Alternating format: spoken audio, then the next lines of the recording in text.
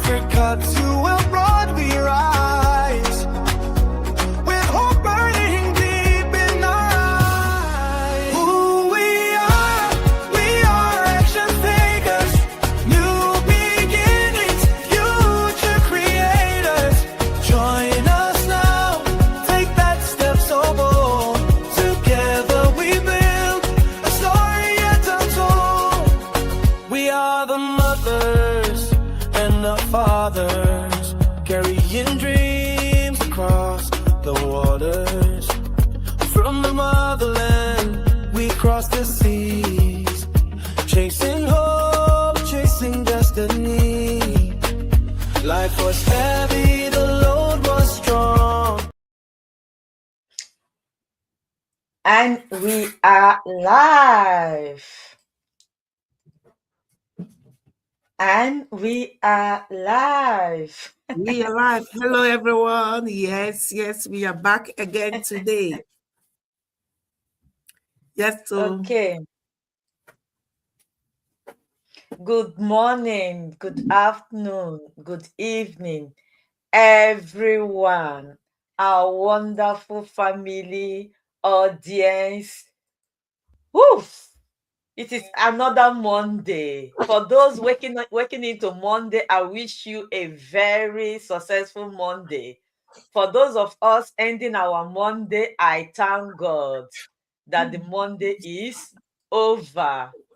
And are you seeing me, guys? yes, Okay. But I don't know what my computer is doing here. We are here again, and greetings to everybody. A lot of people think moving abroad automatically creates a better life.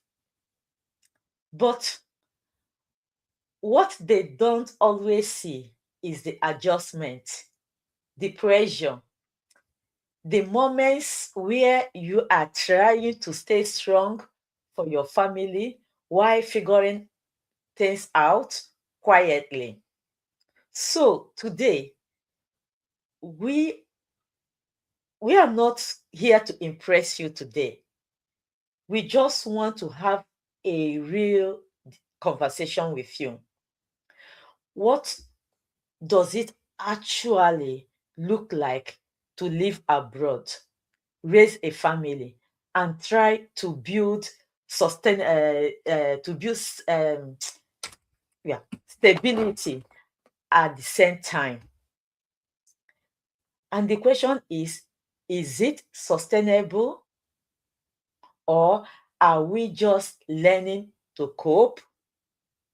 So if you are watching us, if you're watching this now, then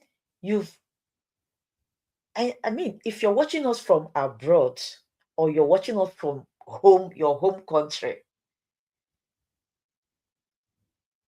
have you ever, tried to start over again in a new place? So I just want you to feel free with us and share your experience as we go. That's why we have the comment section. Go to the comment section. Tell us where you are watching us from. If you are an indigene of the country where we are living, say it. Because anybody can travel. Immigration is a daily process. So today we are going to talk about the topic I title Living Abroad, Working Online, Raising a Family. Is it sustainable? And I am not here alone for this discussion this evening. You can see my amazing CEOs already seated and very ready to share their abroad story. We hope that somebody can be touched and somebody can, resonate and make a change that his or her life needs at this time. So let's go straight to my beautiful CEOs so they will introduce themselves and we set the ball rolling. And this is the voice of Blessing Ilums, the sound of choice in action. In Nigeria by birth, a Belgian by choice, and a digital owner by deliberate decision, because choice is the blueprint of success. You are welcome again today, and feel free, get yourself whatever you like to drink and stay with us. And I gave it over to my fellow CEOs so that they can introduce themselves and we go into the topic. Let's start from Sister Salome. You introduce yourself and immediately Sister Angela follows suit. Thank you, my fellow CEOs, for this opportunity today. Thank you so much, my amazing CEO, for this great opportunity you give to me. I really appreciate it. Thank you so much. Our audience, greetings from our sides, my side to your side. We are back again here with another amazing topic. And this topic is really direct about us, our survival, our struggle, our breakthrough, what we have passed through being or living in abroad rather. So the experience we all individual had, it might look similar, but a little bit different, maybe challenging, depends on how we pass through it. My name is still remains Salome Otisi. I am a mom, a wife, and also a proud digital business owner, a healthcare worker by profession. Grab your seat, your drink, sit back and watch. Maybe what we are going to hear today is exactly what you are passing through. It will help you to take a reasonable decision. Thank you so much. Back to you, our host. Hello, our people. Hello, Sister Salome, Sister Blessing. Thank you, ladies, for this opportunity and our beautiful trending audience and family and followers. You guys are at the right place, right channel, because this is a global business, and most of us, or maybe all of us, are in diaspora looking for a better life. So, our discussion today is what led us to leave home to come to our diaspora countries, and how we strive over there. Is it successful? Are we regretting going back home, or we're doing well here? Anyway, before we dive into that, to tell you guys a little bit about us and our successes and our trials and our struggles in our different diaspora nation. Let me humbly introduce myself again. As always, my name is Lady Angie Okocha, and I'm a mother of three adorable grown children, a healthcare administrator by profession, and a proud digital business owner. I'm born in Nigeria, originally from Nigeria Parent Company, and then I'm also residing currently now in US as a citizen too by choice, and living well. Thanking God for everything. But as our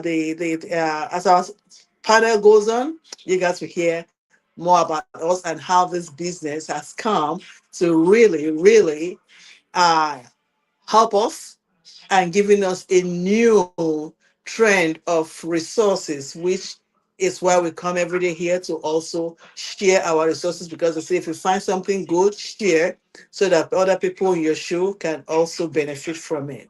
So that is why we're here. So until that time come for us to go into details of it, I'll humbly hand over to our moderator, CEO Sister Blessing. Sister Blessing, Okay. over to you, please. Thank you so much, my amazing people. A lot of people are smiling online, but behind the scenes, they are adjusting, stretching, and sometimes struggling. Moving countries, raising a family, trying to stay stable financially is a lot, and it takes a lot of guts to do that. Let me go to CEO Angela. I heard you say you are in Nigeria by birth and a United States citizen. So, you have already told us where you are currently living. And the question I want you to, to further talk about is, what does your current day-to-day daily life look like?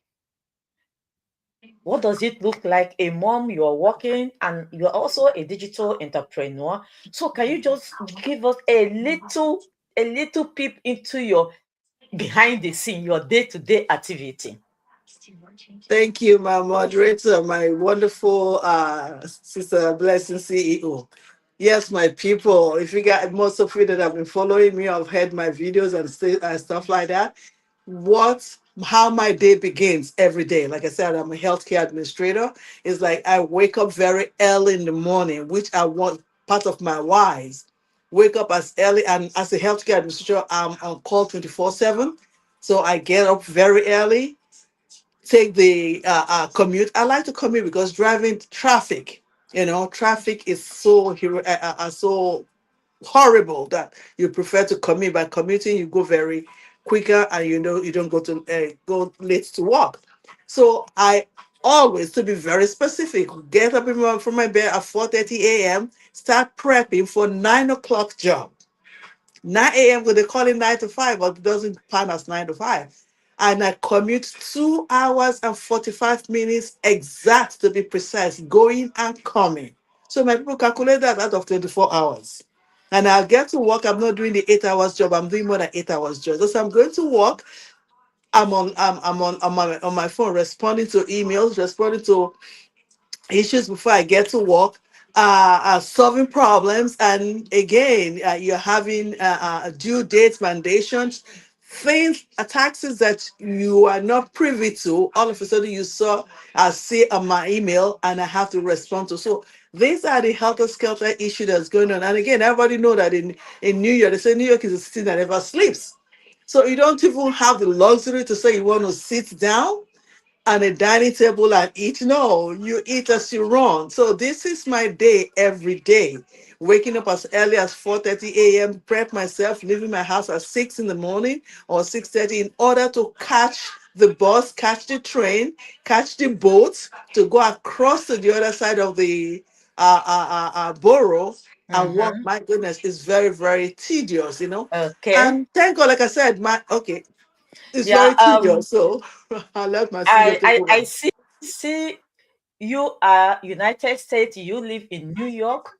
Let me hear where our other CEO lives. Probably her life might be more easy. Maybe where she lives, she fly to work or she walk to work. So CEO Salome, where are you based?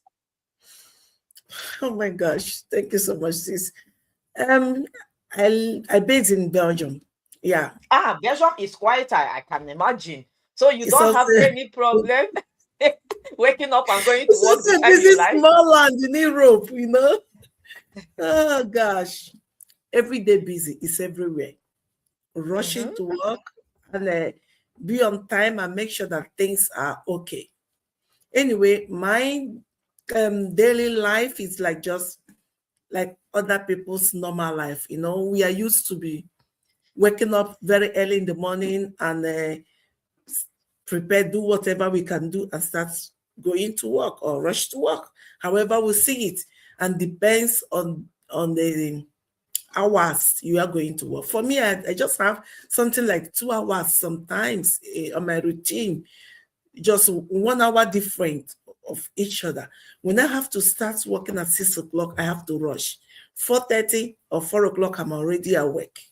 Make sure that everything, then I will leave my home around 5:15, go to work.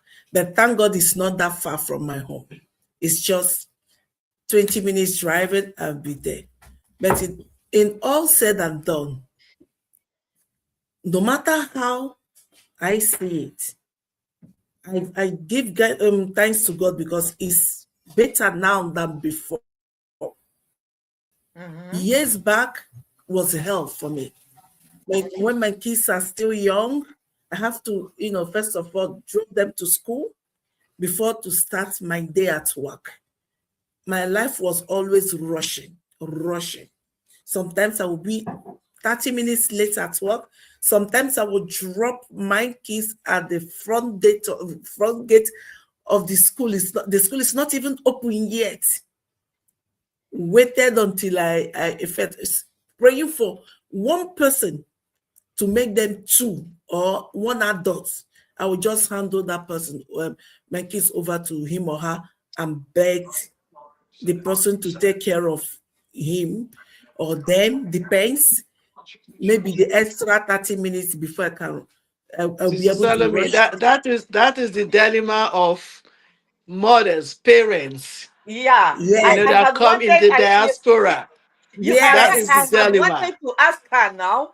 I had wanted to ask her because I was thinking that moving abroad solved that problem. It makes everything No, easy. it Because makes I it thought, because even worse. when I was in Nigeria, I heard It when made you it wake worse. up, you dress your children, you keep them at the door, the driver will come and pick them to school, and the driver will pick them back. All you need to do is just to be at door, be on time at your door to receive and give your children. But I heard a different story from you. That's a big No, challenge. it's real. It's quite a challenge situation because I will not forget. In fact, I will never forget this. At a point, I decided to enroll them with school bus, and I have to bring them at particular junction and be waiting for the school bus to pick them up before I will go. I will go to work. There was a time when we were there. It was during winter. Oh my gosh, it was nearing outside. The bus forgot us, my children, to come and pick my children. I was like, what the hell? I called many times, multiple times. Oh my God, we are so sorry. It's like we don't even remember. They have to send another driver with a saloon bus to come and pick my kids and my neighboring children as well.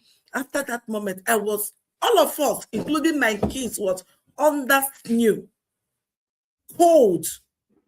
It's like so long that we catch cold there.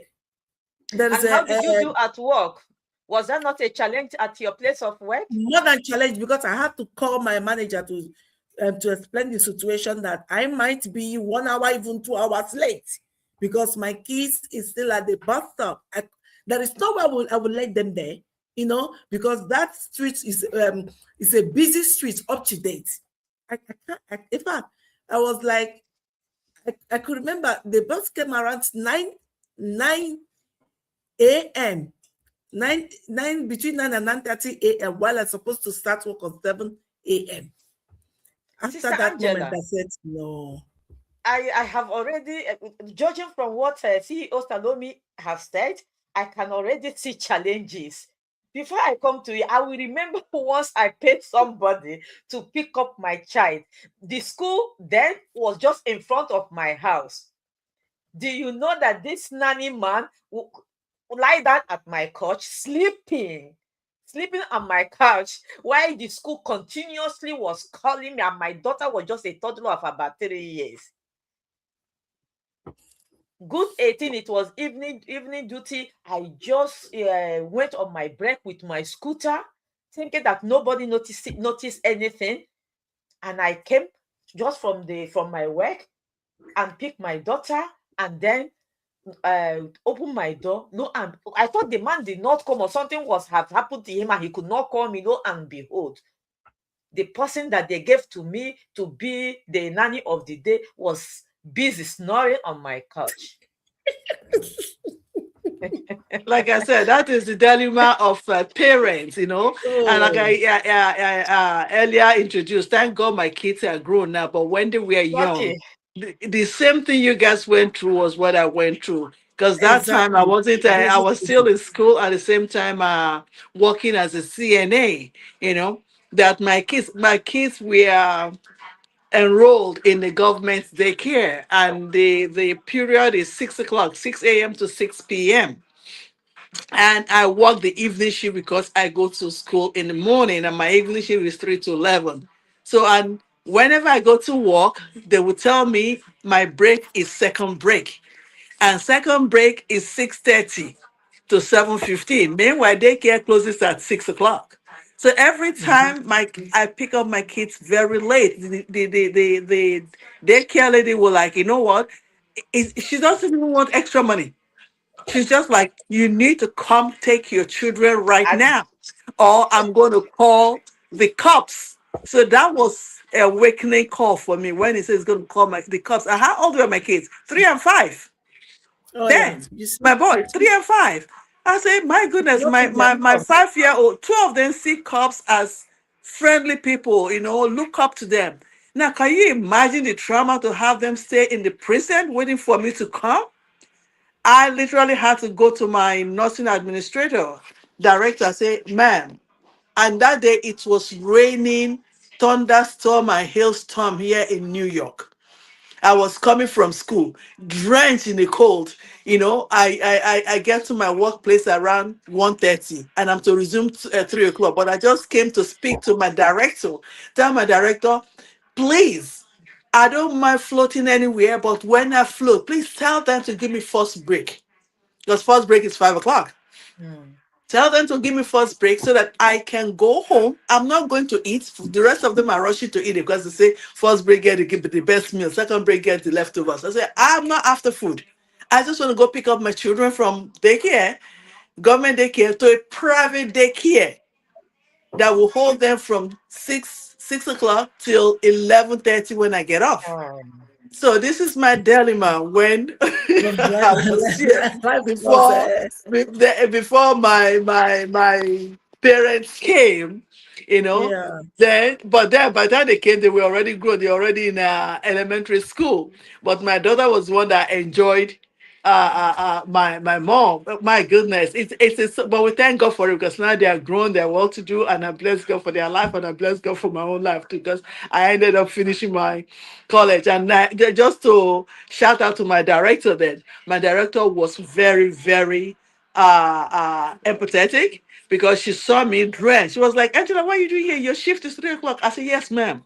But the situation I am in now is either my job or my children. That the daycare is threatening to take my children to the precinct for me to go pick them up at 6:30 on my second break.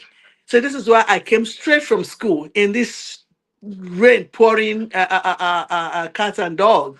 She was like, really? I said, because I've been applying to switch to night, but they keep telling me no. So as we are saying it, her secretary passed. And I pointed to the secretary, I said, ask her, my application to switch shift must have filled 3 or 4 files. She kept telling me no, no opening, no opening. So she stopped her right there. I was like, is that true?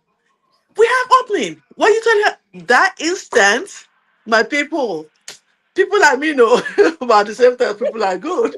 That instant, I got I can relate to instant that. transfer from evening shift to night shift. And I that, but can relate to that. before that happened,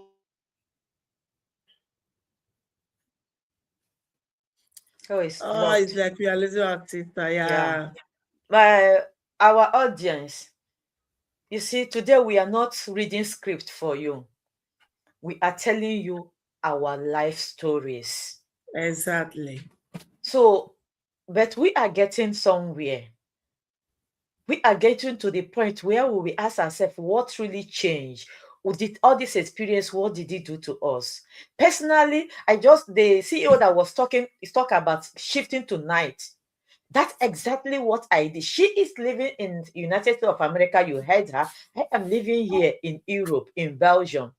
When I could no longer bear the excuse me, it become like I am the only one asking for excuse at my place of work. I am a foreigner, only 1 year or 2 years here. The other people have parents. I was just alone with my children.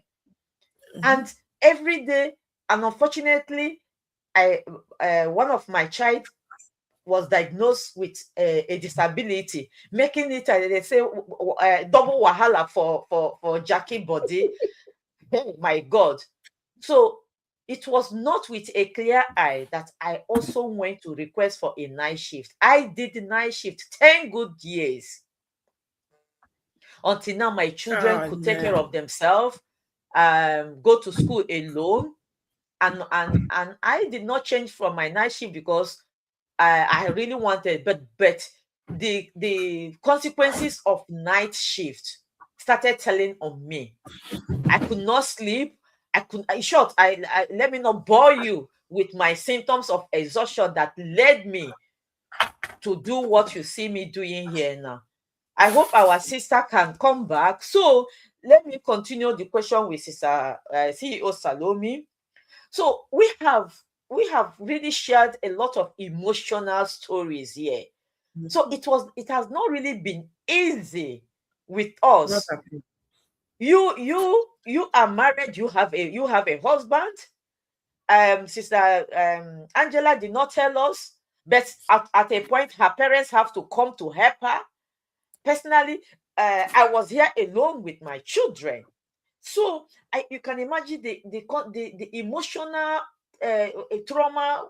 I will call it a trauma that we all went through, and we are only three women representing multitude of diasporas that may have faced or still facing the similar situations here in the diaspora. So let me ask you this question while our sister tries to get back.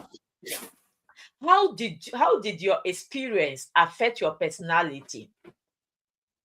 And when I mean personality, I mean your mindset, your confidence, and your family life, for example, and so on. How did this situation really affect your personality in totality?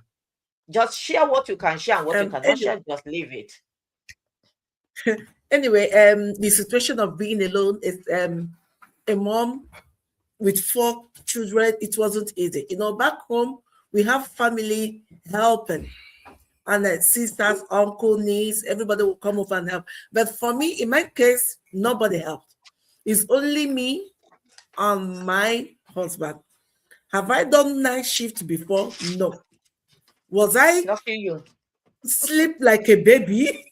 Like nothing, like no one that doesn't have problem? Absolutely no. No. Right from the kids, they are very in their young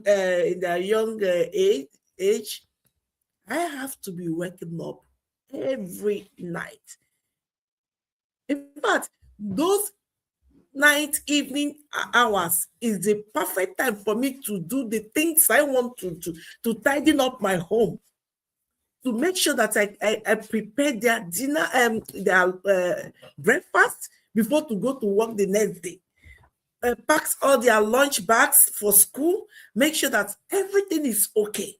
Because if I did not do it, they might go to school hungry without even doing that for themselves.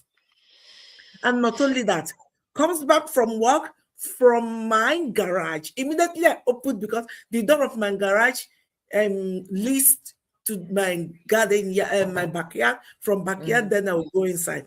From that garage I opened, I will start picking the feeding bottles and the plastic.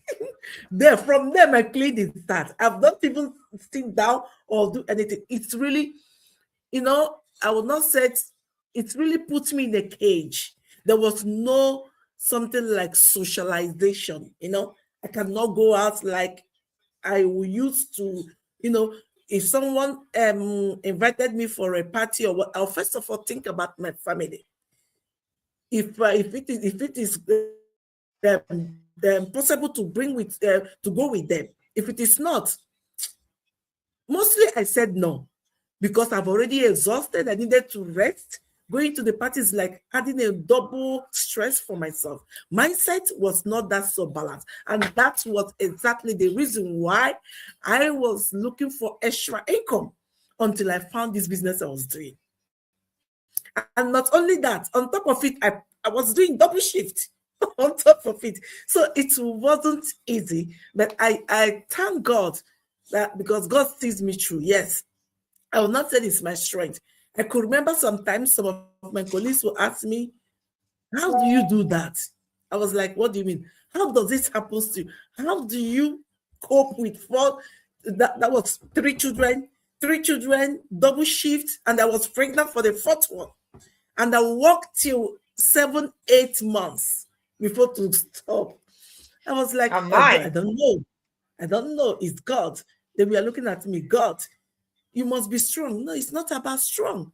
Because that, if I'm working, I have all the strength. But I was wanting to ask you, why couldn't you stay at home and let your husband work? My husband works already full time. Good. And The why whole of couldn't my you family be is a the home family mama? of. Actually, I am not the type of, being a home mama. No, I'm not the type. I tried it actually for 6 months. I couldn't. I was begging my husband to go to work.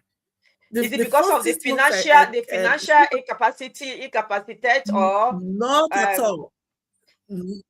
Not at all, because the time I was at home, let me just say that we gain more.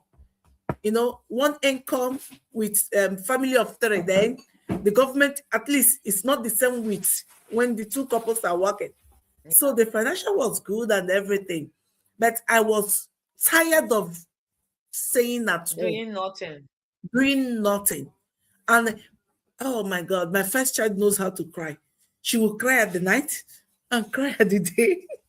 I needed help. So it's like something, you know, the first experience, no direction, nothing. I was all alone, juggling it all by myself. If I do it good, no only me sabi. If I did it wrong, no only me sabi. Sometimes I don't even know what to do or how to do it. When you try to calm a baby, and what you'll be hearing is most loud voice crying and crying. At the point, I decided, okay, now I needed help. And who will help me? The daycare, to help to take care of the kids. And I cannot sit at home when the child starts to go to the daycare. So I have to be busy. I have to So talk if to let's assume since Sister Angela is still, I have told her to browse, to refresh her browser. Let's assume now you are a digital entrepreneur, right? At what point did you realize that you needed an extra income? And if that period you stayed at home, if you had found this business, would you have gone back to a paid job? It's two questions because I don't know how I managed to answer it. If you have no. found If I this job, found this yeah, okay, business, yeah, then okay, continue. Ask again. no, I Let mean, me so that it's two questions. One is, if you have found this business, then would you have go back to work? And at what point, now that you are working your 9 5, at what point did you decide, oh, even though my children are a little bit big, I need an extra source of income? Okay. Let me answer the first question. If I had it been I knew about this job like 10 years ago, I should have made total different Decision. decision. Yeah. Yes. I would firstly, I would not be juggling double shift. And on top of it, have a second job. I will not do it. I will first of all think about myself and my family, because I'm that kind of person, family first. Even if I'm in a tight situation and the situation made me to choose my work or my family, I always choose my family. I will tell my chef, my kids first. So without my children, I'm not listening. Then I will just left whatever I'm doing, I will run to them. Okay. So that it was being like that, but it's a pity I didn't know about it. I don't even know if this business was in Business existence or existed. not. But now I found this business. Wow, it's changed a lot of things. It's changed a lot of things. Although I don't believe it at first that it will help me in any way, in any angle. But now everything becomes clear. Although my children are they are growing up now, they are grown up kids already. They can take care of themselves. But now I have more time for myself. Okay. Our viewers, our sister is hanging, and Oh probably no. because of her, maybe we will take this discussion to Wednesday. Yeah. What do you think? Yeah, I agree So with you. yeah, we will take it. Because there is still a lot we have to talk about. And if you are watching us now, and you enjoyed what we are saying, please go to the comment section and comment. And if you are going to see or watch us as a replay, please comment, because today is the part 1 of it. We will try to continue with it on Wednesday, because our sister CEO Angela, the network is like disturbing her communication. I hope you people will come back to next Wednesday, so to just round up what we have discussed so far. I think that what stands out in our conversation is that nobody really has it all figured out. We have all this dream, all this fancy of how it looks or how it's gonna be abroad. Either we are coming to join our husbands, or we got a job from directly when we are in our country of origin and we come here. You know, in our brain, it is all this fancy how it's gonna be, how our life will be automatically change within 1 or 2 years. Our life did change, but unfortunately not really in the direction we had wanted it to change. So we all did adjustment in different ways at different stages. But one thing is clear from the little we have heard from each other now: people are looking for more stability. People are looking for more flexibility and a Yes. better way to support their lives without constantly feeling stretched. So some of us came to abroad, we started exploring different ways of working and building income, not because everything was perfect, but because something had to change.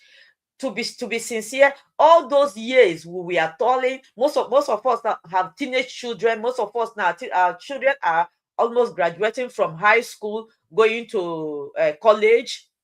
You think that all those years is not telling on us, it's telling on us. But now we are more older and we need to take it ramming. In Belgian people say ramen taken beach.